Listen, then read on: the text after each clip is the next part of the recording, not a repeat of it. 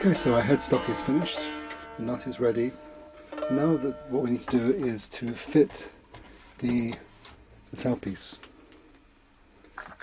Now I supply tailpieces ready-made with a metal tailpin from it's actually a guitar type of tailpin.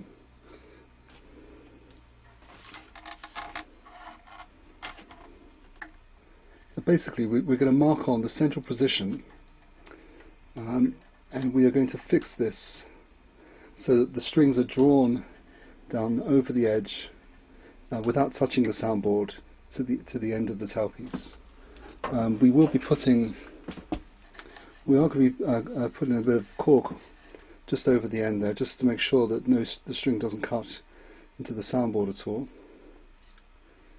But the string is just fractionally above the soundboard, so that the string doesn't touch.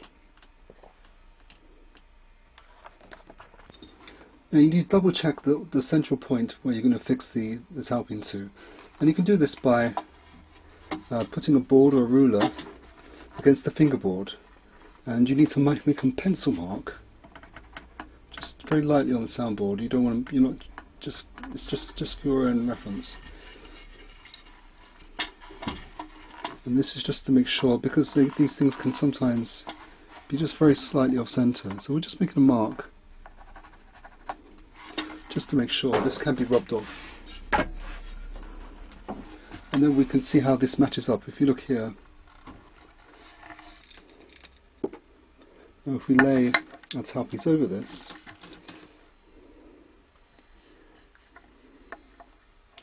you can see now that the tailpiece should be in the direct center, the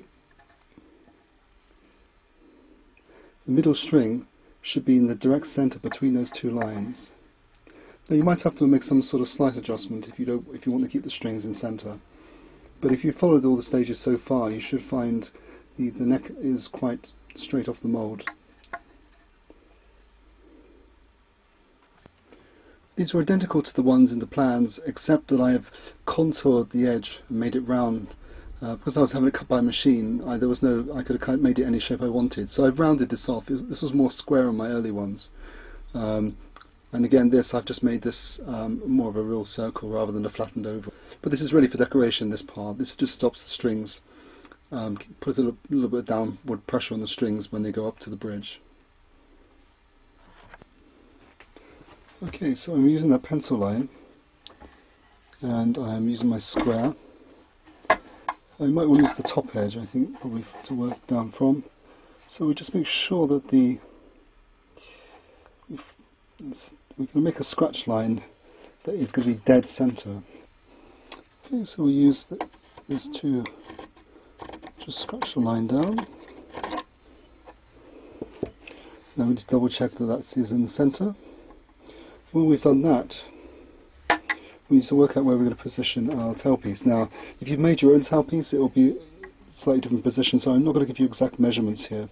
But the principle, what we want to do is we want to make sure that these holes are above the level of the body, so that they're only by fractional amount though. So when the strings are on, they won't be rubbing against the body.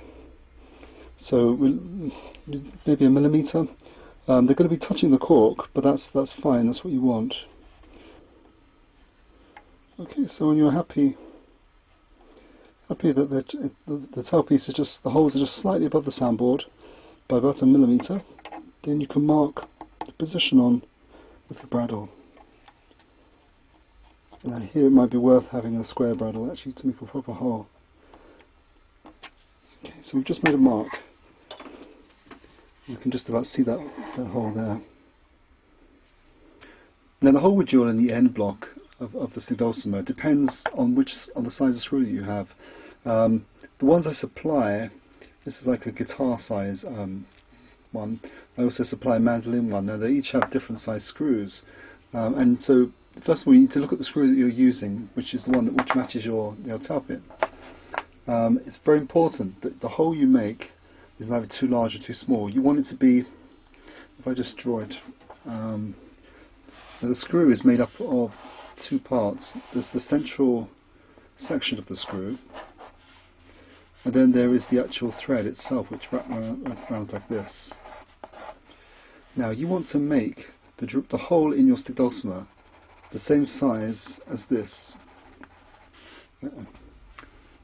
You've got the cherry, and then you've got the tail block, and it's this into this tail block that the instrument will be held in place. If you make it too loose, it won't be secure enough. You don't want it over tight because you want to put pressure on that end block at all. So if you measure and then do a few tests, maybe that might be the best way of doing it. In this example, just reset my caliper. This example looks like 1.8. It's quite hard to measure in the gaps, really. And we know that that's nearly 3 millimeters. But,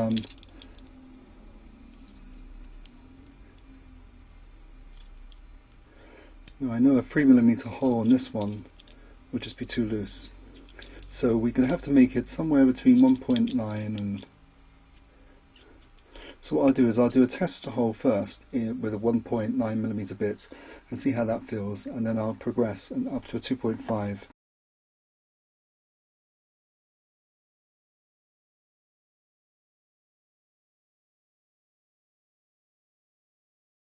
What I'm trying to show here is, first of all, I used the self-adhesive cork strip and I placed that in place, and then I held the tailpiece in the end, clamped the instrument into a vise upside down, so that with 2 pieces of cork supporting the neck and the fingerboard, so that it was wedged in position, not too tight, just enough to hold it.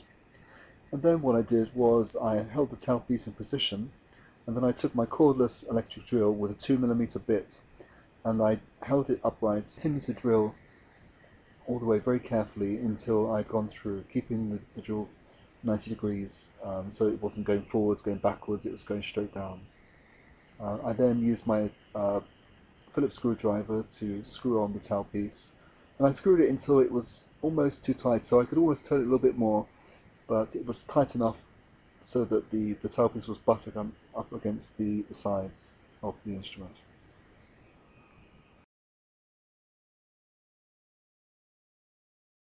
The bridge can be made of any piece of maple or other wood that you can get hold of. It's not terribly critical, although we want to keep it light, really. In this example, this is an old one I made about 8 or 9 years ago.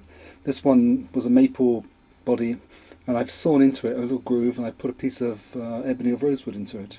Do this now, but we'll play a bit more. We'll cut out some examples, and then when we put the strings on later, we will see which one works, and then we'll make a finished bridge from that.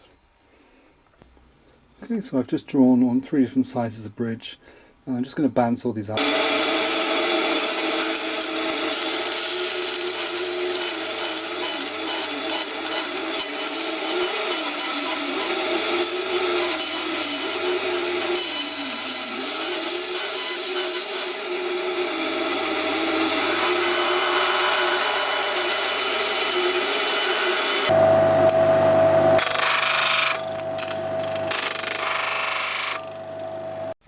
What I suggest you do is use the thickest saw you have. Some sort of tenon saw would be ideal, that has a quite thick blade.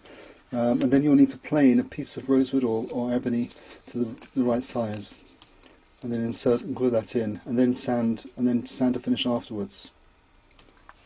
The shape we're aiming for the bridge, this is the end of it, is, say we've cut in our saw kerf, we've inlaid our piece of rosewood or ebony. It would be just to take away this part here. We can whittle that, we can sand it like I showed on the sander,